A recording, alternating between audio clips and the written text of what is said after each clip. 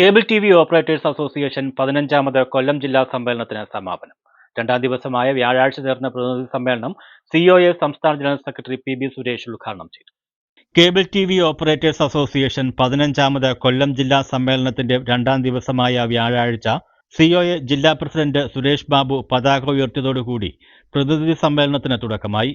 വിവിധ മേഖലകളിൽ നിന്നും പ്രതിനിധികൾ സമ്മേളനത്തിൽ പങ്കെടുത്തു.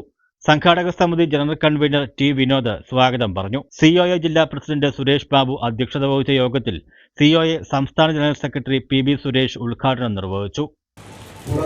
പറഞ്ഞതുപോലെ അടുത്ത നമ്മുടെ പദ്ധതികളെ സംബന്ധിച്ചുള്ള ഇവിടെ അവതരണമൊക്കെ ഉണ്ടാവും എന്നുള്ളതാണ് സൂചിപ്പിച്ചത്.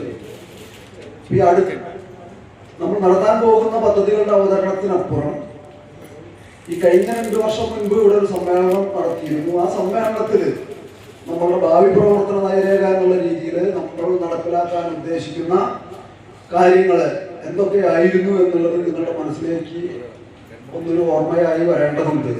COA ജില്ലാ ജോയിന്റ് സെക്രട്ടറി G. അജി അനുശോചനം രേഖപ്പെടുത്തി. COA ജില്ലാ സെക്രട്ടറി E. നൌഷാദ് പ്രവർത്തന റിപ്പോർട്ട് അവതരിപ്പിച്ചു.